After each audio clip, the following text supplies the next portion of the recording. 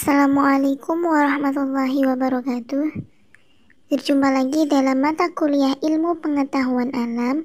Materi kali ini adalah tentang anatomi dan fisiologi manusia. Audio Jungle.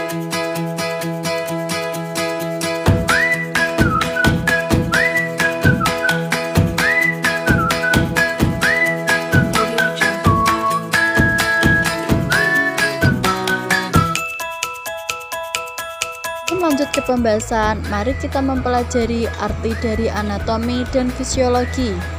Secara bahasa, anatomi berasal dari kata ana yang artinya memisah dan berasal dari kata tomos artinya memotong-motong. Jadi secara istilah, anatomi adalah ilmu yang mempelajari struktur tubuh atau susunan tubuh dan hubungan bagian-bagiannya satu sama lain. Sedangkan arti dari fisiologi adalah ilmu yang mempelajari fungsi atau kerja tubuh dalam keadaan normal. Sebelum berlanjut ke sistem fisiologi manusia, mari kita mengetahui struktur tubuh manusia. Struktur tubuh manusia terdiri dari sel, jaringan, organ, dan sistem. Pengeruan dari sel adalah unsur dasar jaringan tubuh yang terdiri atas inti sel dan protoplasma. Dan jaringan adalah kumpulan sel khusus dengan bentuk dan fungsi yang sama. Selanjutnya adalah organ. Organ yaitu bagian tubuh atau alat manusia dengan fungsi khusus. Yang terakhir adalah sistem. Sistem yaitu susunan alat dengan fungsi tertentu. Selanjutnya adalah pembahasan fisiologi manusia. Fisiologi manusia meliputi beberapa sistem, diantaranya 1. Sistem rangka, 2. Sistem otot, 3. Sistem pernapasan, 4. Sistem sirkulasi darah, 5. Sistem saraf, 6. Sistem pencernaan, 7. Sistem endokrin, 8. Sistem kemih, 9. Sistem indera, 10. Sistem reproduksi. Nah, 10 sistem tersebut adalah sistem fisiologi manusia. Namun, dalam pembahasan video ini, kelompok kami akan menguraikan sistem rangka dan sistem otot. Nah, selanjutnya saya akan menguraikan sistem fisiologi manusia yang pertama, yaitu sistem otot. Nah, otot sendiri adalah sebuah jaringan dalam tubuh manusia dan hewan yang berfungsi sebagai alat gerak aktif yang menggerakkan tulang. Otot memiliki fungsi antara lain 1. Menghasilkan gerak skeletal, 2. Mempertahankan postur tubuh dan posisi badan, 3. Mendukung jaringan yang lunak, 4. Menjaga lubang masuk dan keluar, 5. Mempertahankan temperatur tubuh. Nah, kelima poin tersebut merupakan fungsi dari otot sendiri. Selanjutnya adalah macam-macam dari otot.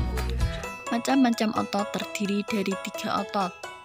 Yang pertama, otot lurik, otot polos, dan otot jantung. Karakteristik dari otot lurik antara lain 1. Dinamakan otot lurik karena bila dilihat di bawah mikroskop tampak ada garis gelap di sepanjang serabut otot bergaris melintang. Kontraksi otot lurik berlangsung cepat bila menerima rangsangan, berkontraksi sesuai kehendak dan di bawah pengaruh saraf sadar. Fungsi dari otot lurik adalah menggerakkan tulang dan melindungi kerangka dari benturan keras. Selanjutnya, karakteristik dari otot polos antara lain 1. Otot polos mempunyai jaringan serabut-serabut yang hologen sehingga bila diamati di bawah mikroskop tampak polos dan tidak bergaris. Otot polos berkontraksi secara refleks dan memiliki reaksi yang lambat. Otot polos terdapat pada saluran pencernaan dinding pembuluh darah dan saluran pernapasan. Yang terakhir adalah karakteristik dari otot jantung. Antara lainnya 1. Jaringan otot jantung hanya terdapat pada lapisan tengah dinding jantung. Struktur dari otot jantung menyerupai otot lurik. Dan fungsi otot jantung untuk memompa darah dari luar jantung. Selanjutnya adalah macam-macam otot berdasarkan tujuan kerjanya. Berdasarkan tujuan kerjanya, otot terbagi menjadi dua. 1. Otot antagonis dan otot sinergis. Penguruan dari otot antagonis adalah dua otot atau lebih yang bekerja dengan tujuan berlawanan. Contoh, otot bisep dan otot trisep pada lengan atas. Sedangkan otot sinergis adalah dua otot atau lebih yang bekerja bersama dengan tujuan bersama. Contoh, otot pronator. Pembahasan selanjutnya adalah sistem rangka manusia. Sistem rangka manusia memiliki arti suatu sistem organ yang memberikan dukungan fisik pada makhluk hidup. Dan rangka manusia dibentuk dari tulang tunggal atau gabungan seperti tulang tengkorak yang ditunjang oleh struktur lain seperti otot dan organ lainnya. Rangka manusia memiliki fungsi antara lain 1. Memberi bentuk tubuh. 2. Formasi sendi-sendi. 3. Tempat melekatnya otot. 4. Sebagai pergerakan. 5. Sebagai pelindungan. 6. Sebagai produksi sel darah. Dan yang terakhir sebagai penyimpanan. Dalam pengelompokan rangka manusia dibagi menjadi dua. 1. Rangka aksial dan rangka apendikuler. Rangka aksial adalah rangka yang letaknya di bagian tengah tubuh, meliputi tulang tengkorak, tulang dada, dan tulang rusuk. Sedangkan rangka apendikuler merupakan rangka pelengkap yang terdiri dari tulang-tulang anggota gerak atas dan anggota gerak bawah. Selanjutnya adalah penguraian dari rangka aksial. Rangka aksial terdiri dari beberapa tulang. 1. Tulang tengkorak. 2. Tulang belakang. 3. Tulang dada. 4. Tulang rusuk. Penguraian yang pertama adalah tulang tengkorak. Tulang tengkorak merupakan gabungan tulang-tulang tempurung kepala dan tulang muka yang berfungsi untuk melindungi otak. Tulang tempurung kepala meliputi tulang dahi, tulang kepala belakang, tulang ubun-ubun, tulang baji, tulang tapis, dan tulang pelipis. Selanjutnya adalah tulang belakang.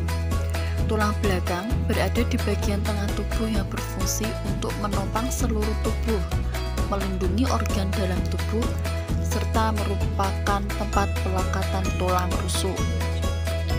Dan yang ketiga adalah tulang dada. Tulang dada adalah tulang tipis yang berbentuk pisau yang terletak di sepanjang garis tengah tubuh. Yang terakhir adalah tulang rusuk. Tulang rusuk berguna untuk melindungi jantung, paru-paru, dan hati, serta organ lainnya di dalam rongga dada agar tetap aman.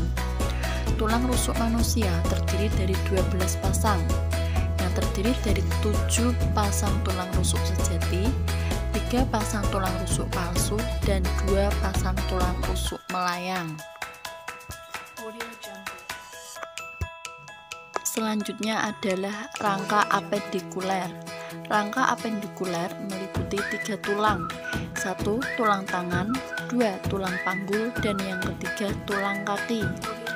Penguraian dari tulang tangan adalah anatomi tulang pada tangan terdiri dari tulang lengan atas, pergelangan tangan, telapak tangan, dan jari-jari. Sedangkan tulang panggul adalah anatomi tulang kaki akan melekat pada sekelompok tulang panggul yang berbentuk mangkuk yang menopang tulang belakang. Tulang panggul terdiri dari tulang panggul kanan dan kiri. Yang terakhir adalah tulang kaki. Tulang kaki juga bagian dari anatomi kerangka tulang manusia yang berfungsi untuk menopang berat tubuh sehingga Anda bisa berdiri dan berjalan dengan tegak. Tulang kaki dimulai dari panggul hingga lutut. Nah, itu tadi merupakan pembahasan dari fisiologi manusia. Maka dari saya cukupkan untuk presentasi kali ini. Sebelumnya saya ucapkan terima kasih kepada Bapak Dosen Bapak Damar Septian MPD selaku pembimbing dari Makul IPA. Dan tidak lebih saya ucapkan terima kasih kepada teman-teman atas partisipasinya. Semoga pembahasan kali ini bermanfaat bagi kita semua. Akhirul kalam, wassalamualaikum warahmatullahi wabarakatuh.